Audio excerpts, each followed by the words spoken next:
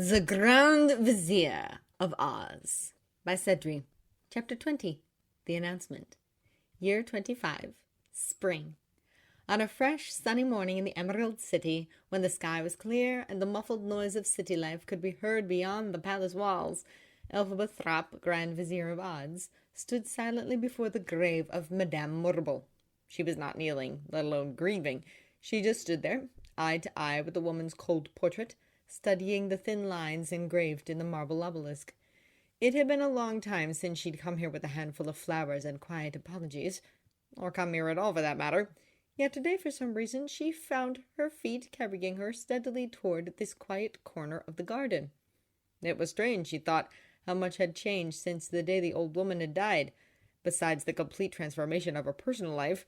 And Elphaba almost smiled, thinking back 6 years to the hot-headed teenager who had so nearly run screaming from the throne room. Oz itself had changed enormously. The law once again recognized animals as fully fledged citizens with the same rights as any human, and the horrific loss of speech some of them had suffered was already being treated as a trouble long since past. Certainly those who had or had nearly become mutes would never forget, and some of the more traumatized ones were still undergoing therapy, but between aggressive legal action and the forced entry of more than one clandestine laboratory by the Gale Force, Elphaba and her companions had made very sure it was never going to happen again.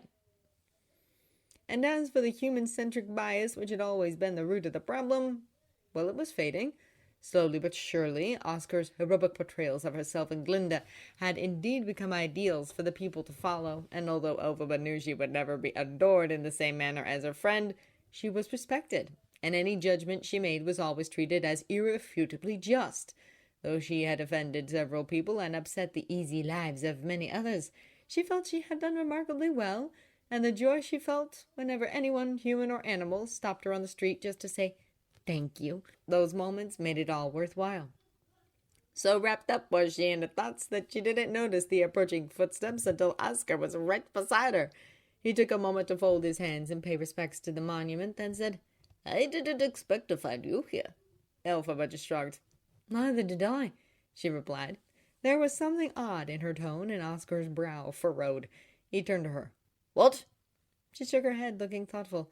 "It just occurred to me," she said quietly, "that if the Madame hadn't died, things might be very different today. There was a lot more she could have done with her life."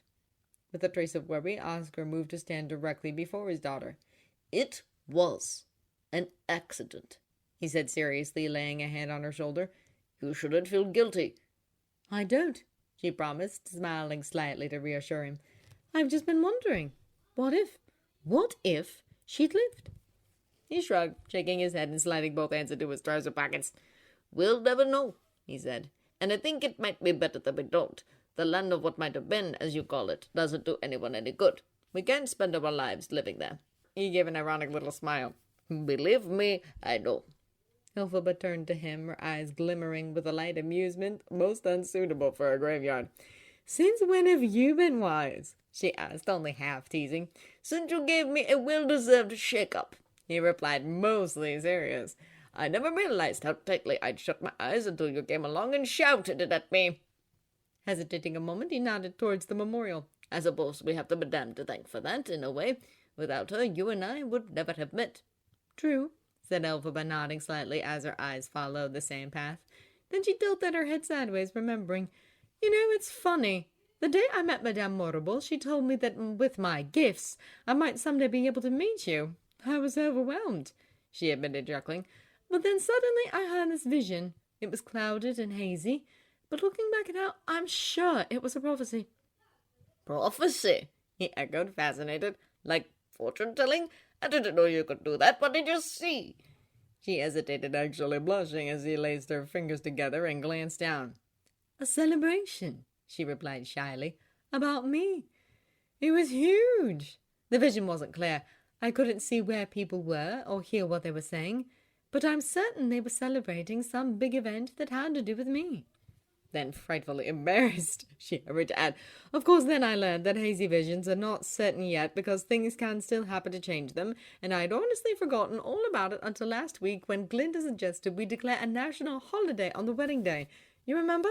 The moment she said it, the vision jumped back into my head, twice as strong and brighter and clearer, and I can't help but think," she admitted bashfully, finally slowing down, "that maybe that means it's actually coming true." Oscar smiled broadly, proud, and reached out to squeeze her hands. "I don't doubt it," he said warmly. "Between Glinda's plans and the excitement today's speech will stir up, there won't be a soul in Oz who doesn't at least raise a toast to you for your wedding." Elphaba was still smiling, but shook her head as though to talk herself out of it. "People don't like me that much," she told him without a trace of self-pity. "Some of them are still convinced I'll hex them into butterflies if they cross me. They'll be excited as long as they think it's Glinda's wedding, and then they'll just be polite." But Oscar was shaking his head. "My dear girl, do you ever listen to what she and I say? You don't make enough public appearances to realize how much people have come to like you. We've spent years telling them how good you are, and right or wrong, that makes them believe it. You'll have your celebration next month, I promise, and I won't even have to do anything to make it happen." Then, because she still looked skeptical, he added, "Besides, everyone loves a good reason to party." She laughed. "That's true enough. I suppose we should give them that extra day off, too." "Couldn't hurt," he replied quite jolly and glancing at the clock tower. "But if we don't get there soon, Glinda will skin us both alive, and there won't be any celebrations for anybody." Another smile. This one fond. "The time dragon waits for no one," Elphaba agreed lightly, and turned to look one last time at the marble gravestone. "Rest in peace, madame," she said, and meant it, and then walked calmly out of the garden, done with that part of her life. She and Oscar had to cross almost half the palace to reach the grand balcony from which the day's announcement would be made. Cutting through the library, they almost tripped over 3 of Dr. Dilliman's master's students, who were so lost in their research that they didn't even notice, and made their way through the residential wing. They were halfway up a flight of stairs when Oscar suddenly cried, "Oh!" Elphaba turned. "Oh, I forgot!" the man said, cursing himself. "I forgot! I wanted to—" He looked around for another clock, flicking his head back and forth and looking apologetically at Elphaba. "I'll be back," he promised, pointing both his index fingers at her. "I promise. I just forgot something. A surprise for you." She frowned, puzzled. "Can't it wait? We have less than 10 minutes. "I suppose it could, but I can make it, I promise," he said earnestly. "I just need to pop up to my room and back. Tell Glinda that I will be there." And he dashed off as fast as his legs could carry him. Elphaba watched, then shrugged, silently disclaiming responsibility, and continued on herself, arriving at the antechamber behind the grand balcony only 2 minutes later. Glinda was already there, standing before a mirror in a sparkling dress, as was Fiyero, sitting down and opening a letter. Beyond the curtained windows, a buzz of voices could be heard chatting in the city square below. "Ready, Elfie?" said Glinda, smoothing the last strands of her hair into place. "More or less," she replied, peeking out at the fragment of green crowd she could see from this angle. "I still don't see why there has to be such a fuss, though. It's just an announcement. We could have printed it in the newspaper and saved everyone a lot of trouble." Shaking her head, Glinda said, "And that is why I am your press secretary and not the other way around. Heaven knows what havoc you'd wreak if this were my wedding," she added under her breath, securing her tiny lace hat with a pin. "Oz forbid we deny you any glamour," Elphaba teased, taking a seat beside Fiyero. "What's that?" she asked, nodding at the letter. He looked up, having not been paying attention. "Oh, this. It's from my parents," he said, waving the paper. "Delayed reply. They were on a trip north and the messenger got lost. They officially approve of our engagement," he quoted, "and mirrors over the moon at the idea of having a big sister, so you can stop being nervous about your in-laws now. All right." Elphaba rolled her eyes and nodded, admittedly more relieved than she showed, but Glinda frowned. "Fiyero!" she said pointedly. "You told me they replied weeks ago. I wrote my speech on that assumption. What if they refused? What if that letter arrived a day later and—" "They would never ever refused," he assured her, shaking his head. "I told them all about it, exactly the way you instructed," he teased, pointing out that I'm not heir apparent anymore. It's my life, and this can only be a good thing, okay? Don't worry. Actually, the letter he'd sent had been a lot less formal, more along the lines of, "I'm marrying Elphaba. Any objections?" He'd been tempted to add, "And no, I'm not joking," but decided that if that needed to be explained, he didn't want to hear their answer. Nonetheless, their approval was sincere, and Glinda, still stressed, let out a breath and nodded. "Just don't do that to me, Fiyero. I've set this up perfectly, and you—" "Neither of you," she added, pointing a warning finger at Elphaba. I got ready to mess it up. She looked around. Where's Oscar? It's 3 minutes until noon. He said he had some sort of surprise and is coming, replied Elphaba calmly. I'm sure he'll be here soon. He had better. I sent all my assistants out to spread rumors that he's going to be there today, and people will be very disappointed if he's not. She said it like a death threat. When the clock struck noon 3 minutes later, she had practically set the date of his execution. Barking orders that sent her assistants running frantically towards Oscar's suite, Glinda sucked in a deep breath, tossed her hair from her shoulders, and put on a relaxed, professional smile. The doors opened, magically, of course, as was their habit by now, and she went to face her expectant public. Straightening her pointed hat, Elphaba stood up with Fiyero, but tugged on his hand, keeping him inside a moment longer. His brows furrowed, but he smiled when she reached up to kiss him and said, I love you. His reply was nonverbal. She liked that kind better anyway. A moment later, smiling, they walked out into the bright morning sun. The crowd was huge. That was the first thing she noticed. A beyond words sort of huge. The sliver of it she'd seen from the window was nothing compared to the sights of thousands of green-clad Ozians packed together in a blurry mesh of excited faces. Everyone was looking up applauding as the three young leaders came into view. Elphaba felt her heart start to beat a little faster. Just ahead of them, Glinda was waving and smiling and obviously holding out a desperate hope that Oscar would appear right now and rescue them. He did it, though, and so for the next few minutes they were stuck in a awkward sort of limbo. Glinda filled it as best she could by entertaining reporters and answering trivial questions, and Fiyero did the same. But Elphaba just waited, green hands clasped, quietly taking in the world. Then finally they heard the telltale sound of synchronized footsteps and the crash of too much ceremonial armor. Oscar's heavily ornamented formal guards were coming out, thumping their gilded spears on the ground, just as someone inside rang a gong. Stepping back to flank the doorway, Elphaba stood directly across from Glinda, who had prepared the world's iciest smiling glare to fix on Oscar the moment he walked out. He wilted a little when he caught sight of her, but this reaction was completely lost amidst that of the Ozian crowd below. The most accurate description would be to say that they exploded. That's what it felt like. Even from above, one had to wince as a wall of noise hit. It was absurd. The crowd was a sea of green, surging back and forth like the ebb and flow of a tide, screaming with joy. People were climbing out of windows and crawling on rooftops, waving so hard they nearly lost their balance. The applause was almost literally thunderous. Elphaba had to smile. Thanks to her, almost half of those people were animals. Standing to the side, Glinda relaxed, her neatly organized schedule more or less back on track. Fiyero was calm and at ease, surreptitiously holding Elphaba's hand, and as for Oscar, he was basking in the adulation of his people. Because going out in public always carried the risk that his lack of real power would be discovered, he did so even less often than Elphaba, and so this special appearance was doing exactly what Glinda had predicted, stirring everyone up to be as excited as possible about the news they were about to receive. She might have been a bit off about the scale, though. The wizard's merry waves and wide smiles weren't just winding up the crowd, but possibly driving them mad. Not that Oscar was doing much to discourage it. He loved this, loved the attention, and it wasn't wrong that he should enjoy a little bit of it. But 5 solid minutes was going too far. Rather pointedly, Elphaba coughed. She had to exaggerate a bit to be heard over the racket, but didn't exactly mean to shout in his ear. He jumped, saw her expression, and sheepishly backed off, motioning for Glinda to take the podium. One could almost hear the moan of disappointment.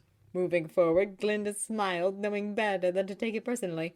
"Fellow Ozians," she cried, throwing her hands wide, I am delighted to be the bearer of happy news. "Where have you been?" Fiyero asked under his breath, using the loud speech as a cover for conversation. "We almost died by hairpins and nail polish." Sorry, Oscar whispered, fumbling for something in his vest pocket. "I had them all sitting ready, but then they fell behind the cabinet, so I had to move it and—" "Yes," Glinda went on, oblivious. "Possibly the happiest news that anyone can deliver. News to which our beloved leader—" She had to stop there, drowned out by whistles and shrieks of delight, all directed at Oscar. He nodded and smiled at the crowd, but didn't wave, knowing it would only set them off again. Glinda made broad, mostly ignored gestures for silence. "I wanted to give you these," he went on, unfolding his hand to offer Fiyero and Elphaba two plain, elegant, fairly old rings. "You don't have to use them, of course," he hurried to add. "I know you can get anything you want from the jewelry shops, and it's your wedding after all, but these belong to my parents, and, well, call me sentimental, but it seemed right." Pleasantly surprised, Fiyero reached out to pick up the thicker metal band, twirling it in his fingers out of sight of the crowd. He looked at Elphaba and shrugged, clearly open to the idea, since he didn't mind one way or the other. Oscar watched her with well-veiled hope. For a moment, the noise from below seemed unimportant. Elphaba picked up the other ring, remembering it from the picture of her grandmother. She knew that these rings were meant to be powerful symbols of unity or eternity or whatever other spiritualistic whatnot that circles could be made to represent. But when she looked at it, all Elphaba saw was family. And well, she had to wear some kind of ring for the ceremony anyway. Better this than a cluster of 50 emeralds. Smiling, she nodded, and Oscar beamed. "Our beloved leader has given his personal consent a blessing," Glinda continued, having finally quieted the excited horde, though it wouldn't stay that way for long.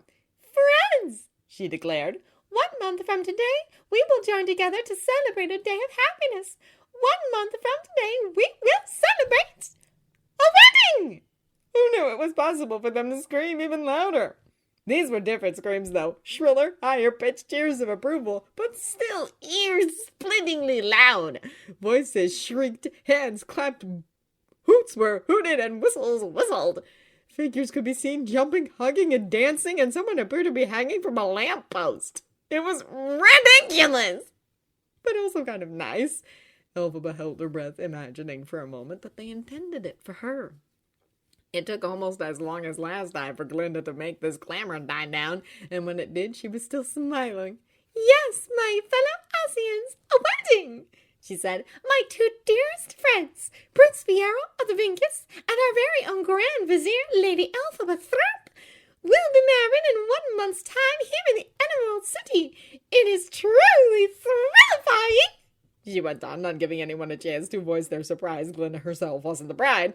"To know that 2 such wonderful people have found happiness together, and I know you were all as excited for them as I am. And now, will you please join me in welcoming the newly engaged Fiyero Titular and Elphaba Thrap?" She turned and began clapping, enthusiastically leading the throng, and Elphaba shook her head, stepping forward with the arrow. She let him take her hand, lifting it in triumph, fully expecting to face a crowd more full of hushed confusion than whispered doubts than sincere approval. Except that didn't happen! They cheered anyway! Maybe it was the idea of a grand-scale wedding. Maybe it was because their wizard had made a special appearance just to endorse it. Maybe it was simply because Glinda's presentation tactics had worked, but whatever the reason, they cheered! And it didn't sound like politeness. As the sound grew louder and louder, building on itself, the Ozians clapped and waved and shouted out their congratulations. Enthusiasm as a way of being infectious, and very soon the crowd had worked up an energy to rival that which they regularly showed for Oscar or Glinda. But they weren't cheering for Oscar or Glinda, they were cheering for her! She realized then that Oscar had been right. Yes, they still saw her skin first, and yes, she scared them a little. But years of work had also made Elphaba into something of a hero. For all that Oscar was the figurehead, and Glinda was the golden beauty, every tiny victory Elphaba had won had been credited to her, and everyone, animal or human, knew how much good she had done for them. They had come to believe in her essential goodness. So they applauded and cheered, because for all that it was unexpected, this was their Grand Vizier, and she looked happy. And Elphaba was happy. The sight of it, all these people approving of her, it sparked a glow in her heart, a thrill she had wished for her entire life. It swelled up, ballooning inside, and left her feeling like a bottle of liquid glee. It was something she'd never felt before. Suddenly, her schoolgirl prophecy asserted itself again, and Elphaba saw that she had been wrong about another matter. It wasn't next month's wedding that she'd seen 6 years ago. It was this! It was a crowd of people looking up at a podium and shouting their approval of what Glinda had just told them, celebrating a great event in her life. Then, less than a blink later, another vision struck. This one was different. There were many images jumping on top of each other, snapshots of what was to come. She saw the heirloom ring on her green hand, older and thinner and twined with Fiero's. There was Nessa running a race in glowing red boots, and Glinda happily cuddling a baby. She saw Fiero and Oscar and Tevian, and many other faces she didn't know yet. She saw herself writing edicts and presiding over law courts, settling conflicts and helping the needy with the same whirling, passionate need to make the world perfect that had brought her this far. She could see now that this would never change, no matter how much hard work lay ahead, and she wouldn't want it to. She saw her life in flickering moments, a never-ending flow of laughter and frustration, anger and joy, and through it all there was peace, friendship, and love. It was a vision of her future, and it wasn't hazy at all. The end. End of The Grand Vizier of Oz by Cedri. If you enjoyed this recording or the content, feel free to leave a comment below, a review at the original story from the link in the descriptions, or super thanks.